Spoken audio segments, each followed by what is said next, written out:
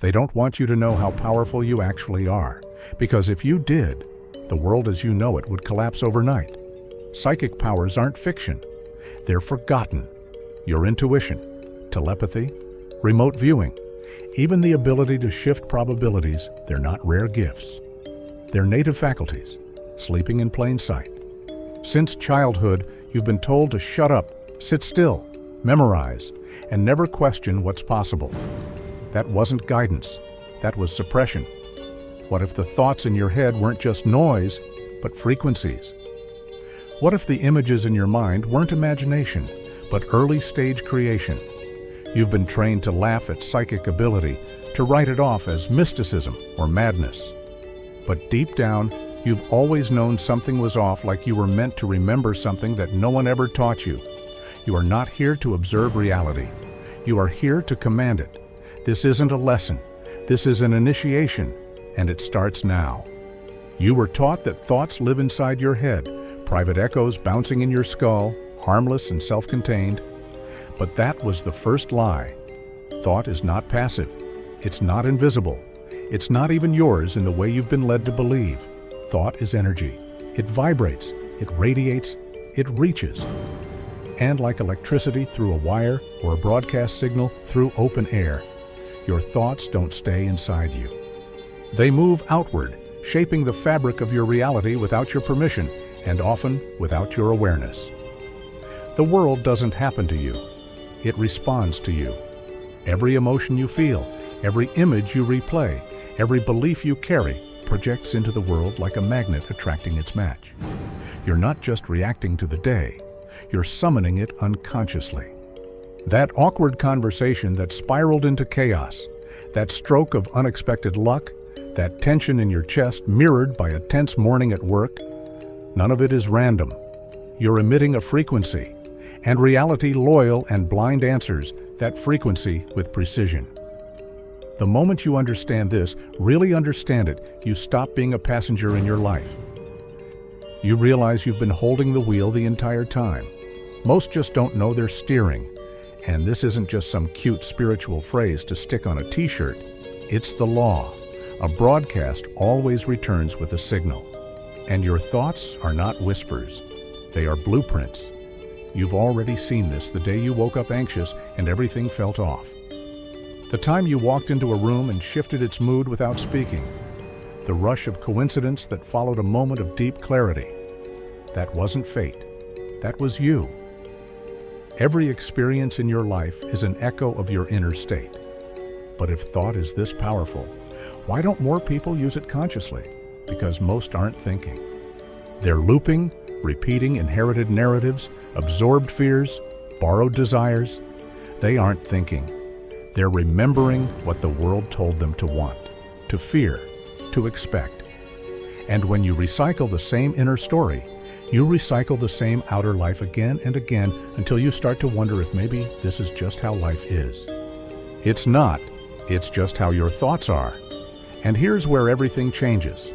The moment you stop treating thought as chatter and begin to treat it as command, the shift begins. You step into the space where reality is shaped not later, not with effort, but with alignment. And this is where the real work begins. Not in trying to manifest a wish, but in becoming the frequency that makes it inevitable. You don't attract what you want. You attract what you consistently are. Most people will never hear this, and there are things we simply cannot share here. That's why we created the free Insights Academy newsletter. Go to the link in the description and enter your email to access exclusive teachings and receive a free copy of the Kybalion while it's still available. When you realize thought isn't internal, you stop taking it so personally. You begin to train it like breath, like a muscle. You notice what tone you wake up with. You become sensitive to the emotional charge behind your desires. And soon, you'll notice that reality bends in small ways. Delays disappear. Resistance fades. Synchronicities surge. This is the beginning of psychic development, not flashy magic tricks, but invisible cause meeting visible effect. At first, it's subtle, then it becomes undeniable. This is what we call the first pulse. The first pulse is the moment your mind begins emitting a new signal, one that is not dictated by the world, but chosen by your will. It is the threshold where your inner vibration starts aligning with a reality you were previously locked out of. The shift isn't loud, it's not dramatic, it's not even immediate, but it's precise. You start to notice that your inner state is no longer a secret. It's reflected in your conversations, your health, your timing, your outcomes. Thought stops being a reaction and becomes a tool, a blade, a current. And once you experience that first pulse, the door to the rest opens. You no longer live waiting for permission, for signs, for someone to validate your next step. You begin to sculpt the day with deliberate tone. You become the tuning fork instead of the noise. You realize the most powerful force in your life isn't what you do. It's what you think repeatedly, emotionally, and with conviction. You are not just a person navigating a world. You are a signal shaping it. The first pulse is just the beginning. Most people believe they are thinking. They're not. They're being thought by the world, by habit, by 1,000 silent voices. They never chose but carry like second skins. Walk down any street, sit in any classroom, scroll through any feed, you'll see it. Thought is not sovereign there. It's reactive, fragmented, scattered like leaves in wind. The average mind is not a commander, but a captive. Running loops it didn't write, chasing feelings it can't explain, fearing outcomes it's already scripted in advance. This is the hidden architecture of modern life. Your mind has been colonized not with chains, but with noise, conditioning, repetition, suggestion. You're told what to want, what to fear, what to admire. You're trained to silence the inner voice unless it agrees with the dominant narrative. And when you do try to think for yourself, to feel a truth deeper than the noise, the world rushes in to correct you. It calls you irrational. It calls you selfish. It calls you naive. And slowly, piece by piece, you abandon the throne of your own awareness. You become a follower in your own mind, but the throne never disappears. It waits silent, centered, untouched by the tides of thought. That throne is your birthright. It is not built on logic or emotion, but awareness. Not the kind of awareness that watches quietly in meditation and then forgets, but the awareness that chooses where to place attention, what thoughts to allow, what beliefs to dismantle. Sovereignty begins not with control, but with clarity. It is the recognition that you are not your passing moods, your fleeting urges, or your recycled fears. You are the one who sees them, the one who can command them. You are the eye behind the noise. When you begin to live from that eye, everything changes.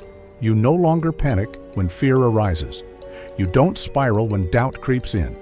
You see them, name them, and let them pass like weather. And slowly, the winds lose their grip. The inner throne becomes more than an idea. It becomes your seat of power. A place you return to with every breath, every decision, every moment of awareness. From there, you don't fight the mind. You direct it. You don't obey emotion. You refine it. You don't get pulled by the world's endless emergencies. You observe, choose, and act with intention. The world does not teach this. It teaches you to obey. It rewards you for repeating what you've been told. It celebrates agreement and punishes disruption. And so, most people never meet their true mind. They live in the outer layers, reactions, opinions, borrowed thoughts. They speak from memory, not from knowing. But when you step back just once and ask, who is thinking this thought? You tear a hole in the veil, you create space. And in that space, sovereignty is born. Reclaiming the throne is not about becoming cold, rigid, or mentally distant. It's about becoming deliberate. It's about choosing your mental environment with the same care you choose the people in your home. You stop tolerating the inner critic. You stop hosting doubt as if it were wisdom. You stop entertaining guilt as if it were truth. The sovereign mind is not obsessed with positivity. It's rooted in truth. And truth, when felt clearly, is quiet, focused, and uncompromising. Once you begin living from that center, psychic development becomes inevitable. because now your energy isn't being drained by contradiction. Your will isn't being scattered across 100 half-beliefs. You become aligned, and alignment is what unlocks the faculties that once seemed mythic. Intuition sharpens, insight pierces deeper, and the world responds to your presence, not just your actions. This is why the ancients didn't separate magic from discipline or power from awareness. They knew that before one could move objects, they must master attention. Before one could perceive beyond the veil, they must clear the fog within. The mind is the temple, the will is the priest, and thought, when placed upon the altar with clarity, becomes invocation. The world doesn't need more noise, it needs more sovereignty. And it starts with this: sit upon the throne of your mind, not as a tyrant, not as a child, but as the silent architect who knows that every thought permitted is a seed. And the world you walk through tomorrow will grow from what you allow to root today. You've been taught to fear your emotions, to treat them like flaws, malfunctions, or dangerous storms that should be hidden, silenced, or medicated. But the truth is, your emotions are not obstacles. They are energy raw and unfiltered, waiting to be shaped. Anger, fear, jealousy, shame. These aren't signals that something is wrong with you. They are invitations, signals of untapped power, unprocessed truth, and unrealized potential. The system that raised you never taught this, because emotional sovereignty is the gateway to real freedom. And freedom is the one thing the system can't sell, tax, or control. Emotional alchemy begins when you stop asking how to get rid of uncomfortable feelings and start asking what they're made of. Fear at its root is perception sharpened by uncertainty. Anger is love poisoned by injustice. Jealousy is a signpost toward your own forgotten desires. These aren't enemies. They're elements: lead, iron, mercury. And like any alchemist knows, base metal isn't useless. It's the material through which gold is made, but only if you learn to work with it. Most people don't. They repress, suppress, or explode. They avoid emotional discomfort like a virus, not realizing that avoidance is what gives it power. When you suppress a feeling, you don't neutralize it, you amplify it. You drive it deeper into the subconscious, where it begins to shape your thoughts, your choices, your frequency. The feeling doesn't disappear. It embeds itself. And from there, it begins to vibrate below the surface, sending out signals you're not even aware you're transmitting. This is why your emotional state matters more than your intentions. You can visualize success, speak affirmations, recite mantras, but if your dominant emotional frequency is fear or lack, those words are static. The signal doesn't get through. Reality doesn't respond to what you pretend to feel. It responds to what you actually are. This is the forgotten principle behind all psychic power. Your emotional state is the charge behind your thoughts. It's the voltage that fuels your signal. And when you master it, you don't just feel better. You become a generator. So, how do you transmute first? You observe. Not judge, not analyze, just observe. You feel fear rising in your chest. You don't label it failure. You breathe. You watch it. You hold space. You say, "This is energy. I'm not here to be ruled by it. I'm here to transform it." That space, that pause, is the crucible. Inside it, you change form. Anger becomes clarity. Grief becomes depth. Shame becomes humility. And the more you do this, the more your emotional body begins to trust you. It stops erupting. It starts communicating. And you become not a reactor, but a refiner. The truth is, your emotional body is one of your greatest psychic tools. It can detect lies before they're spoken. It can sense outcomes before they arrive, but only when it's clear. Most people's emotional field is like a fog, thick with old wounds, stagnant reactions, and unspoken needs. To develop real psychic clarity, you need emotional clarity, not numbness, not detachment. Clarity, the ability to feel fully without being consumed, to sense deeply without getting lost, This is the art of emotional alchemy. There will be days where the feelings hit hard, where your chest tightens, your thoughts race, and your nervous system sounds the alarm. That's not a weakness. That's the system surfacing. That's old patterns trying to rerun their loops. But now you're awake. Now you know that every time you sit with a difficult feeling without reacting, without collapsing, without outsourcing your power, you're breaking a chain. You're choosing evolution over survival, creation over reaction. Over time, this becomes instinct. You don't fear emotions. You listen to them. You don't suppress them. You redirect them. You begin to feel more, not less. But with that feeling comes freedom, because now nothing inside you owns you. You own it. And when you reach that state, your psychic signal becomes clean, precise, magnetic. You stop manifesting chaos. You stop repeating old cycles. You stop leaking power. And in that clarity, your intuition awakens, not as a voice you strain to hear, but as a knowing you can no longer deny. Alchemy is not a myth. It's a method, and your emotions are not the problem. They are the material. The question is, will you burn them, bury them, or refine them into light? There is no psychic ability without focus. None. You can flood your mind with affirmations, surround yourself with crystals, read every ancient text, but if your attention is scattered, your power is scattered. Concentration is not a luxury. It is the blade of the mind. Without it, thought is a fog. With it, thought becomes a weapon precise, sharp, and transformative. The modern world does everything it can to steal this from you.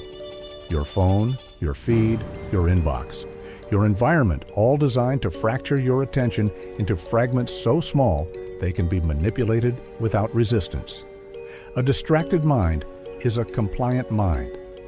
And that's no accident, because the moment you reclaim your attention, you reclaim your life. You reclaim your will, and the will, focused and unshaken, is what bends reality. Concentration is not about tension. It is not clenching your jaw, squinting your eyes, and forcing the mind to sit still. True concentration is devotion. It is stillness with purpose. It is the ability to rest your mind fully in one place, one image, one intention, without drifting, without breaking, without reacting. When your attention holds steady, your energy condenses, your frequency stabilizes, and what once took effort begins to respond with ease. Most people have never experienced this. They don't realize they're leaking energy through constant redirection. 1 second here, 1 second there, endlessly pulled by sound, movement, thought, impulse. But when you begin to train your attention, even for minutes at a time, you start to feel something shift. Your thoughts become less noisy. Your nervous system stops bracing. Your inner world becomes quieter, but not empty. Clear.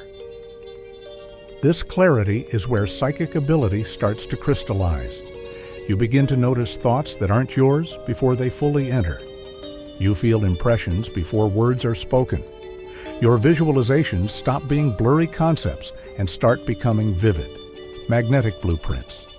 This is not imagination. This is creation at the formative level. And the only reason most people never touch it is because their mind won't hold still long enough to build the bridge. Start small. Focus on a single word, image, breath, anything. Not because the thing itself matters, but because the act of staying matters. You're not meditating to feel calm. You're training to build voltage. And over time, your attention becomes a force, a signal that doesn't waver, a current that doesn't short circuit. You stop broadcasting mixed messages to the universe. You become single-minded, not in obsession, but in intention.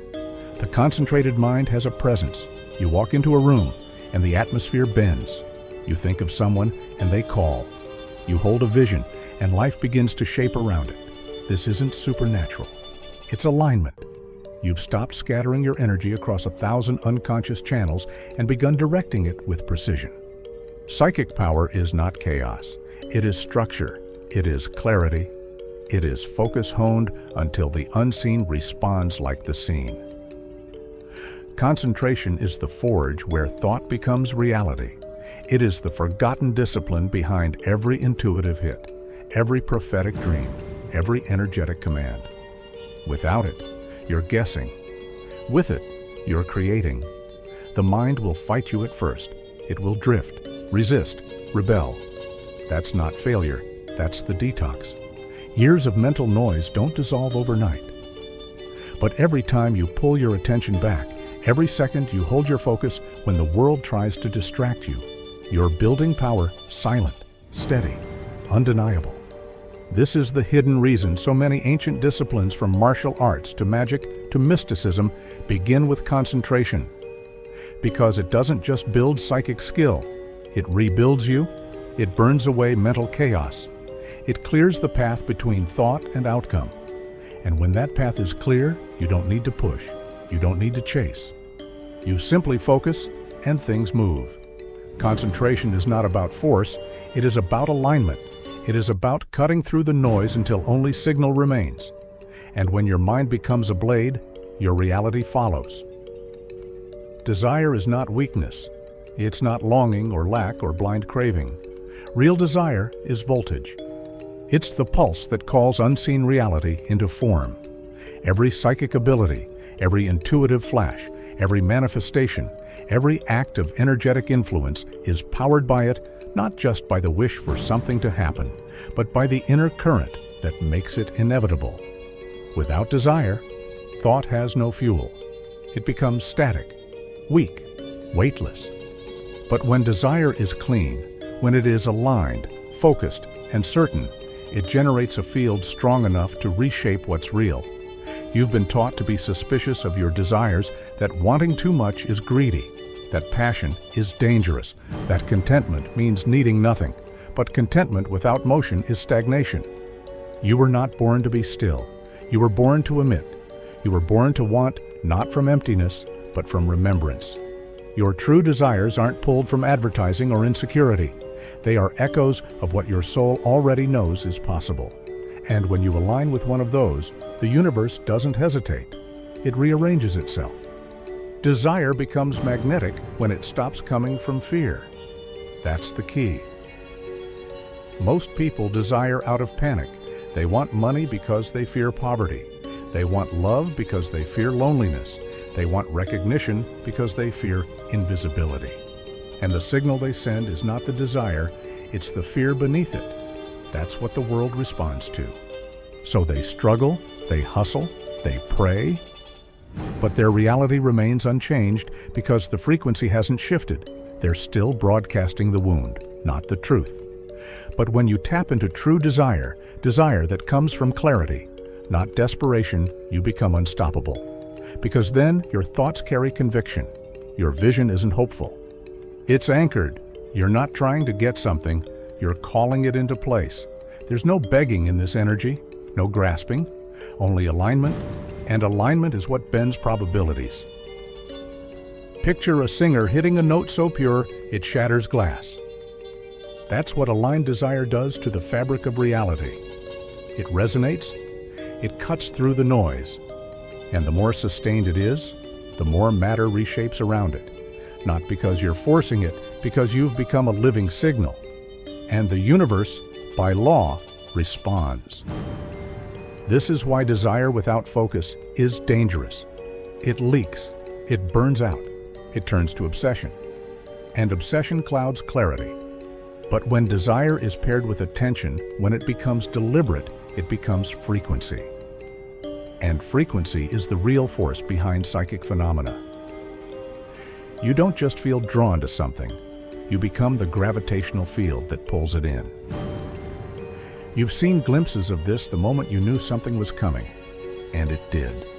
The strange ease of a situation unfolding when you were fully relaxed and certain. That wasn't chance. That was resonance. A flash of your potential to live as a signal, not as a seeker.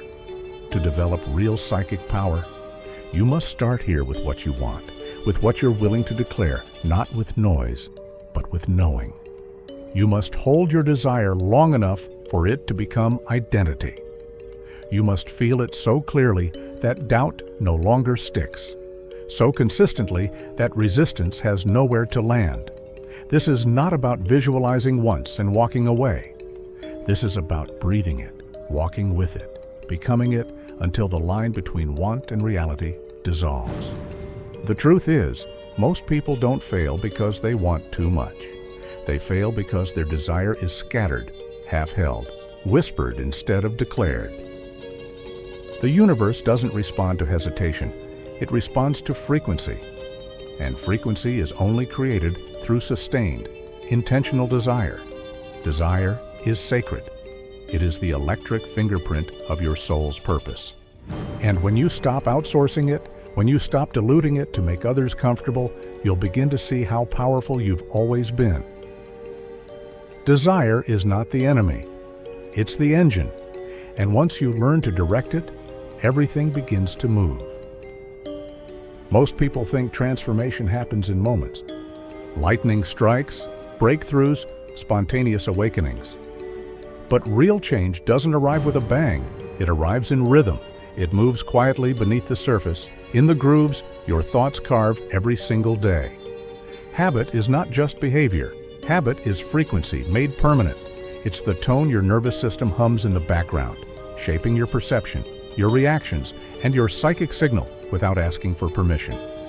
You can hold a powerful thought once and it changes nothing. But think it 10,000 times and it becomes a filter, a lens, a script your reality begins to follow. Repetition is the architect of belief. And belief, whether conscious or not, is the blueprint your life builds itself around. That's the hidden truth. You don't get what you affirm once. You get what you affirm consistently, especially when you're not even aware you're doing it. Look at your life. Look at your patterns. The way you speak about yourself, the stories you tell when no one's around, the thoughts you return to in stillness. These are not harmless leftovers of experience. They are instructions. Every loop you let run unchecked is programming your field. Every emotional reaction you indulge, every self-concept you rehearse. It all adds weight. And the more often you think something, the easier it is to think it again. The mind folds where it's been folded before. This is where power is either leaked or built. Because psychic development isn't just about single moments of clarity. It's about creating a mind and body that hold the signal, that don't default to fear when things shake, that don't collapse under pressure or crave outside validation. To have extraordinary perception, you must build extraordinary mental stability. And that's only possible through habit, through repetition, through inner training no one sees. Every master knew this, the mystics, the magicians, the adepts. They didn't chase peak moments. They built foundations. They repeated certain thoughts, held certain postures, performed rituals not because of superstition, but because of rhythm. They knew that the subconscious isn't convinced by insight. It's convinced by what it sees daily, by what it feels in the body, by what it hears in your voice again and again, until doubt becomes silence and truth becomes your new ground. The modern world avoids this. It celebrates quick results, instant manifestations, surface-level affirmations. But the universe isn't listening to what you say once. It's listening to what you practice, what you embody, what you keep returning to even when no one's watching, especially then. So, if you want to build psychic strength, stop asking for dramatic signs. Start mastering your mental atmosphere. Pick a frequency calm, clarity, courage, and impress it into your being. Speak it, think it, live in it. Not perfectly, but persistently. Each time you choose that thought over an old one, you're folding the mind differently. Each repetition is a vote for your future self. And the day will come when something challenges you, and you don't flinch. You don't fall into doubt. You respond from your new groove. That won't be a miracle. It'll be momentum. Habit is the great equalizer. You don't need to be born gifted. You don't need to be the most intuitive person in the room. You need to train not for an hour, but for a lifetime, until the frequency of your desire becomes the background music of your life, until holding focus is your default, until alignment isn't something you chase. It's the ground you walk on. The true adepts aren't obsessed with powers. They're obsessed with refinement because they know that the ability to influence energy, to perceive beyond the five senses, to shift reality is not born in the spectacular. It's born in the repeated. And if your habits aren't aligned with that power, it doesn't matter how many books you read or how much you believe the signal will stay weak. But if your daily rhythm matches the future you seek, nothing can stop it. This is where the invisible work becomes visible, where unseen effort turns into seen transformation, where habit stops being a chore and becomes a sacred rhythm. Repetition is not boring, it is holy. It is how you tell the universe, I'm not just curious, I'm committed. And when that commitment is embedded in your nervous system, the world begins to respond in kind. What if the events of your life weren't random? What if what you call luck, coincidence, or even divine timing was never about chance at all, but precision? What if psychic ability didn't rely on mystical luck or chaotic flashes of insight, but on alignment with invisible laws, just as real and strict as gravity? You weren't born to be ruled by accidents. You were born to become an agent of cause. There is a fundamental illusion that keeps most people disempowered, the idea that life happens to them, that outcomes are arbitrary, that miracles are rare, exceptions instead of reflections of a deeper structure. But when you truly grasp this one truth, that the universe does not operate by chance but by law, you stop reacting and start creating. Not blindly, not hopefully, deliberately. The law is simple, what you expect, not just wish, not just imagine, but fundamentally expect is what gets mirrored back to you. This isn't positive thinking, it's psychic engineering. Your expectations are frequencies. They are not invisible requests. They are commands written in the emotional tone you hold, the posture of your nervous system, the certainty or lack of it in your bones. And the universe listens to that tone, not your words. This is why so many people struggle with manifestation. They do the rituals, they say the affirmations, they visualize the outcomes, but underneath it all, they still expect disappointment. They hope but don't believe. They ask but don't align. So nothing moves. Because energy doesn't respond to surface-level input. It responds to the deep code to what you carry when no one is watching. That code is shaped by law, the law of vibration, the law of assumption, the law of resonance. These aren't abstract ideas. They are the mechanics of reality. You don't see them, but you feel them. You've felt how one person walks into a room and everything shifts. You've felt how your mood changes when someone speaks from certainty, from depth. That's not magic. That's alignment with law. You are not here to manipulate reality through tricks or shortcuts. You're here to attune to it so deeply that reality has no choice but to reflect you. That's the real power of psychic development, not to escape the laws, but to master them, to stop reacting to external chaos and start tracing it back to internal structure. Because once you understand the root cause, you can change the outcome every time. When you live by law, you stop gambling, you stop waiting for signs, you become the sign. You walk with the energy of inevitability, not desperation. And it shows. People respond differently. Time bends. Synchronicities increase, not because the universe is being generous, but because you're finally tuned to the same frequency it's been broadcasting all along. The moment you stop believing that your life is dictated by chance is the moment you start operating at a higher level of reality. From here, cause is no longer external. It's internal. You create from alignment, not effort, from intention, not force. That's where the psychic gifts you've been chasing begin to unlock because you're no longer fighting the current. You've become it. Most people fear this kind of power because it comes with responsibility. If everything in your life is shaped by your inner state, then you can't blame the world anymore. You can't pretend to be a victim of fate. You have to own your frequency. But within that ownership lies total freedom. Because once you understand how the machine works, you can stop being a passenger. You take the controls. Here's the irony. What we call supernatural is usually just natural law misunderstood or ignored. Clairvoyance, intuition, synchronicity. These aren't glitches in the matrix. They're glimpses into how the matrix actually runs. You're already plugged into the laws.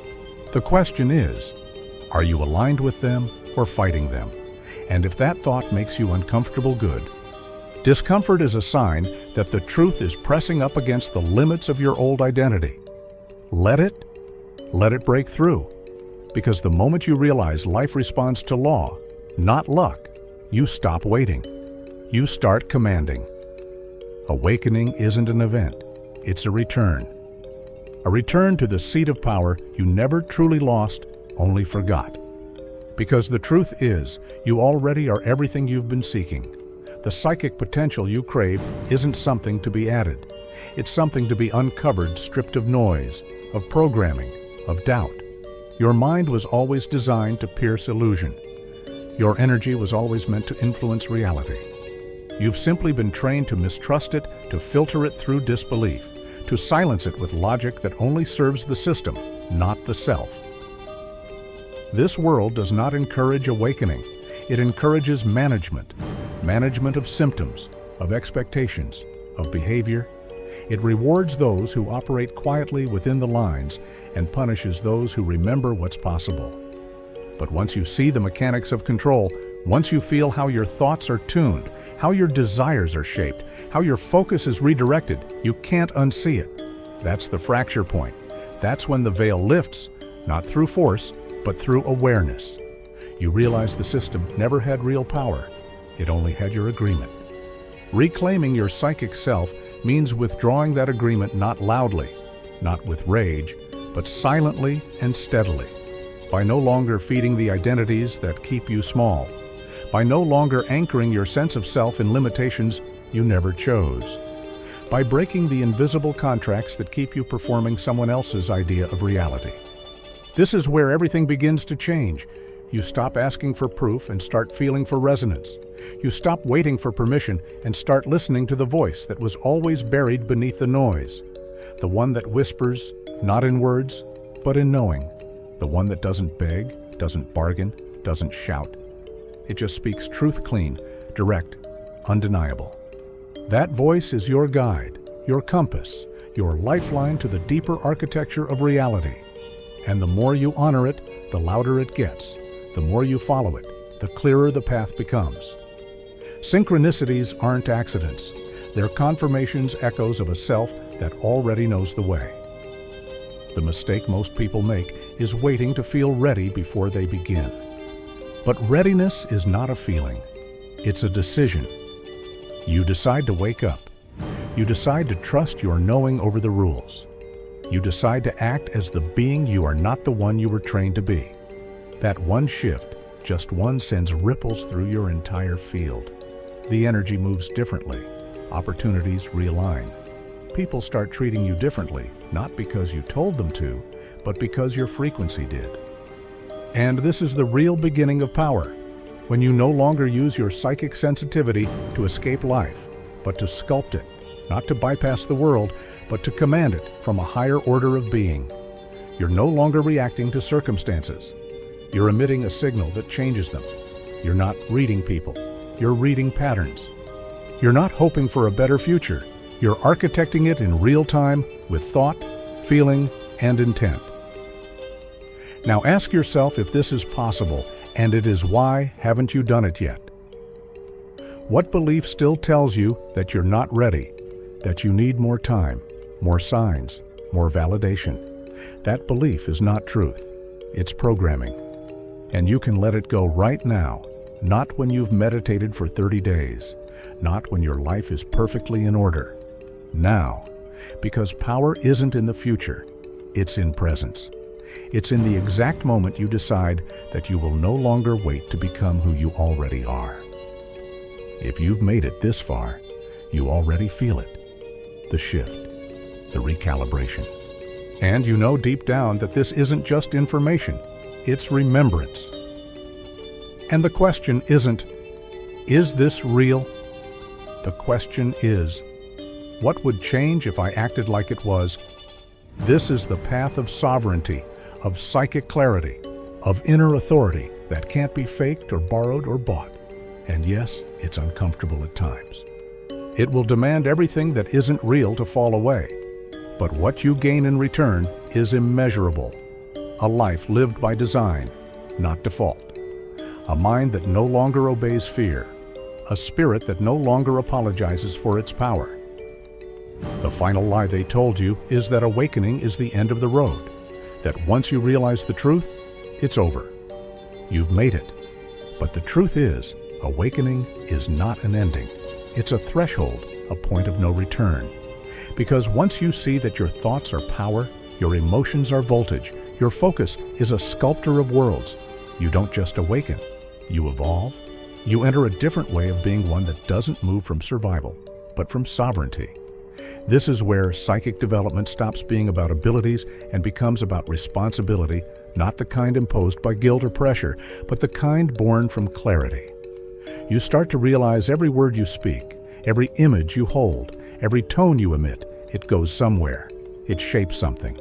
Whether that's your future, your relationships, or the unseen matrix around you, nothing you do is neutral. Energy moves. And now you're moving it on purpose. You become deliberate, not rigid, but intentional. You stop living to impress and start living to express. You don't need approval because you felt the clarity of alignment. You don't crave control because you've tasted the flow of surrender. This is not detachment. This is mastery. The psychic doesn't run from chaos. They transmute it. They don't fear emotion.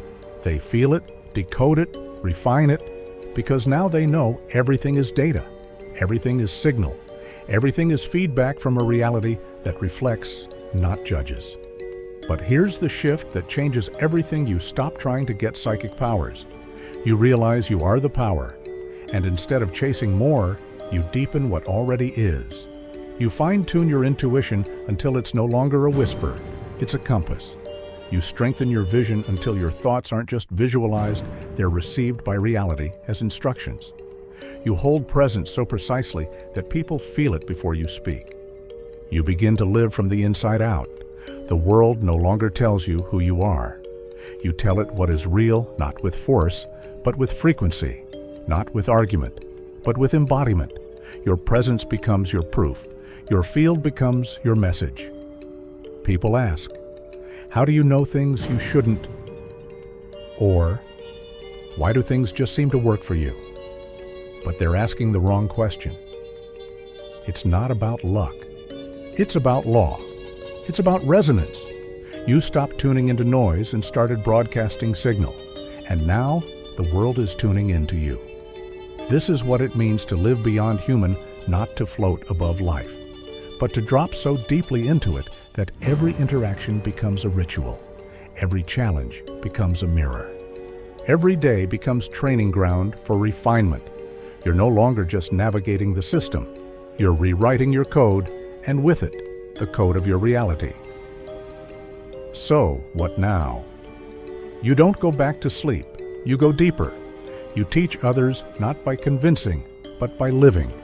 You surround yourself with clarity, with creation, with those who reflect your highest frequency back to you, not to flatter, but to sharpen.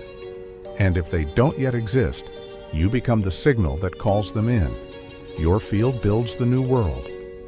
And remember, what you've unlocked here is just the beginning.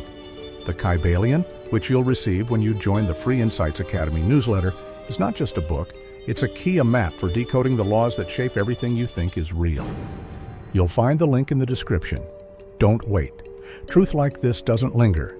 It demands you rise to meet it. If this video resonated with you, let us know by commenting, I understood it.